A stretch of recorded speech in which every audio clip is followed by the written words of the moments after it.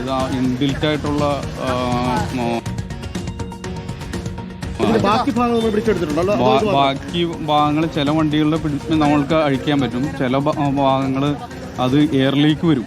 അത് പ്രോപ്പറായിട്ട് അത് അഴിച്ചെടുത്തില്ലെങ്കിൽ എയറിലേക്ക് വരും. നമ്മളിപ്പോൾ ഈ 2-3 ദിവസം നടത്തിയ ഡ്രൈവ് കൊണ്ടേ ഇതിപ്പോൾ കുറച്ച് വണ്ടികൾ നമ്മൾ പിടിച്ചിട്ടുണ്ട്. ഇനി ആളുകൾ വീണ്ടും ഇത് പിടിപ്പിച്ചാൽ നമ്മൾ ഡ്രൈവ് തുടരേണ്ടതല്ലേ? ഇത് അല്ല, വീണ്ടും ഇത് പിടിപ്പിക്കാൻ പറ്റില്ല. അവർക്ക് പിടിപ്പിക്കുന്നുണ്ടെങ്കിൽ വേറെ അസംബ്ലി വെച്ച് പിടിപ്പിക്കേണ്ടി വരും.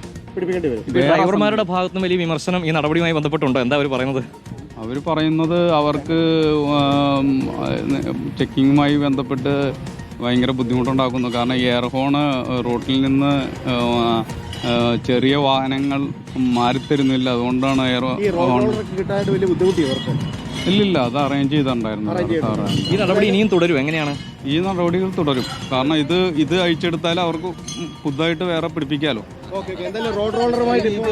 കണക്കുകളിൽ അത് റിപ്പോർട്ട് കൊടുത്തിട്ടുണ്ട്. അത് ഓഫീസിൽ നിന്ന് ലഭ്യമാകും. RTO അല്ല, അത് RTO ലഭ്യമാക്കും. സ്വകാര്യ ബസ്സുകളിലാണോ കൂടുതൽ വരുന്നത്? ഇല്ല, സ്വകാര്യ ബസ്സുകളിൽ ഇപ്പോൾ കുറഞ്ഞിട്ടുണ്ട്. മറ്റ് അന്യ സംസ്ഥാന വാഹനങ്ങളിലാണ് ഇപ്പോൾ കൂടുതലായിട്ടും കാണുന്നത്. അതെ, കർശനമായി നടപ്പാക്കുക. അതെ, കൂടുതലായിട്ടും. നമ്മുടെ കേരള വാഹനങ്ങളിൽ വളരെ കുറവായിരുന്നു. അന്യ സംസ്ഥാന വാഹനങ്ങളിലായിരുന്നു ഇത് കൂടുതലായിട്ട്. കൂടുതൽ അന്യ സംസ്ഥാന വാഹനങ്ങളിലായിരുന്നു കേരളത്തിൽ ഉപയോഗിക്കില്ല, പുറത്തെ ഉപയോഗിക്കും അവർ പറയുന്നതല്ലേ? അതുകൊണ്ടായിരിക്കാം. കാരണം അത് എന്തായാലും വളരെ കൗതുകമുള്ള ഒരു കാഴ്ച കൂടിയാണ് സുജയ. ഇപ്പോൾ അത് റോഡ് റോളർ വരികയാണ്. ഉദ്യോഗസ്ഥൻ പറഞ്ഞതനുസരിച്ച് കൂടുതൽ ഹോണുകൾ പിടിച്ചെടുത്തിരിക്കുന്നത് ഇതര സംസ്ഥാന വാഹനങ്ങളിൽ നിന്നാണ്. അവർ നമുക്ക് പ്രതിസന്ധിയായി മാറുന്നത്. അതുകൊണ്ടാണ് അവർ പറയുന്നത് കേരളത്തിൽ പ്രശ്നമുള്ളിടത്ത് ഞങ്ങൾ അത് ഹോൺ അടിക്കില്ല, ഞങ്ങൾക്ക് പക്ഷെ പുറത്ത് ഇതിന്റെ ആവശ്യമുണ്ട് എന്ന് അവർ പറഞ്ഞു വെക്കുന്നത്. അതുകൊണ്ടാണ്. അതിനോടൊപ്പം തന്നെ ലൈൻ ബസ്സുകളിൽ നിന്നും അതുപോലെ മറ്റു ലോറികളിൽ നിന്നും എത്രയോ ശബ്ദമുണ്ടാക്കിയ എയർ ഹോണുകളാണ് ഇതാ തവിടുപൊടിയാകാൻ പോവുകയാണ്.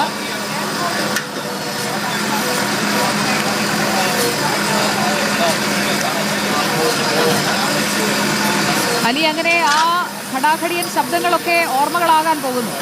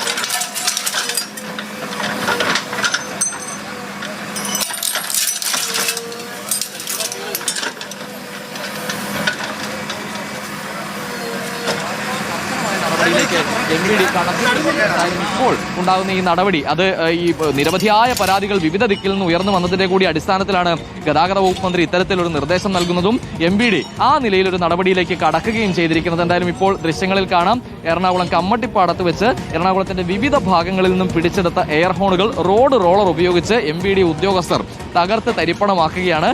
എന്തായാലും ഈ ദിവസങ്ങൾക്ക് മുൻപാണ് സമാനമായ രീതിയിൽ ഒരു ഡ്രൈവ് നടക്കുകയും പിടിച്ചെടുത്ത എയർഫോണുകൾ നശിപ്പിക്കുകയും ചെയ്തത്. ഇത് 2ാം ഘട്ടമാണ്. 2ാം ഘട്ടത്തിൽ ചുരുങ്ങിയ ദിവസങ്ങൾക്കുള്ളിൽ പിടികൂടിയ എയർഫോണുകൾ തന്നെ ഈ ദൃശ്യങ്ങളിൽ കാണുന്ന ഇത്ര മാത്രമുണ്ട്. അപ്പോൾ സ്വാഭാവികമായും സംസ്ഥാന വ്യാപകമായി ഡ്രൈവ് നടക്കുമ്പോൾ പിടിച്ചെടുക്കുന്ന എയർഫോണുകളുടെ എണ്ണം ആയിരിക്കും.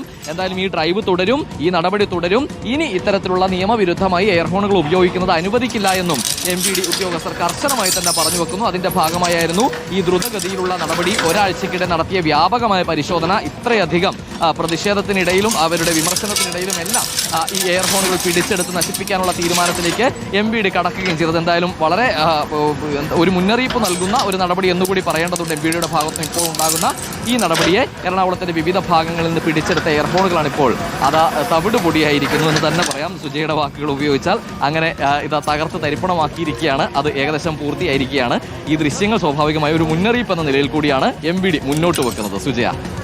എറണാകുളത്ത് നിന്ന് പിടിച്ചെടുത്ത എയർ ഹോണുകൾ അതിൽ രണ്ടാം ഘട്ടത്തിൽ പിടിച്ചവയാണ് ഇപ്പോൾ റോഡ് റോളർ ഉപയോഗിച്ച് ഞെരിച്ചമർത്തി റോഡിനോട് ചേർത്തിരിക്കുന്നത്. മണ്ണോട് ചേർക്കുകയല്ല, റോഡിലൂടെ ഓടുന്ന വാഹനങ്ങളിൽ അത്രയും ശബ്ദം ഉണ്ടാക്കിയിരുന്നവയൊക്കെ ഇപ്പോൾ റോഡോട് തന്നെ ചേർത്ത് തവിടുപൊടിയാക്കിയിരിക്കുകയാണ്. റോഡ് റോളർ ഉപയോഗിച്ചുകൊണ്ട് MVD ഇവ നശിപ്പിച്ചത്. അത് എയർ ഹോണുകൾ ഉപയോഗിക്കുന്ന അനുവദനീയമായതിലും അളവിൽ ശബ്ദം പുറപ്പെടുവിക്കുന്നവർക്കൊക്കെയുള്ള ഒരു മുന്നറിയിപ്പ് കൂടിയാണ്. ഈ രീതിയിലുള്ള ഒരു ഡ്രൈവ് അത് എറണാകുളത്ത് മാത്രമല്ല മറ്റ് ജില്ലകളിലും ഉണ്ടാകുമോ അലി?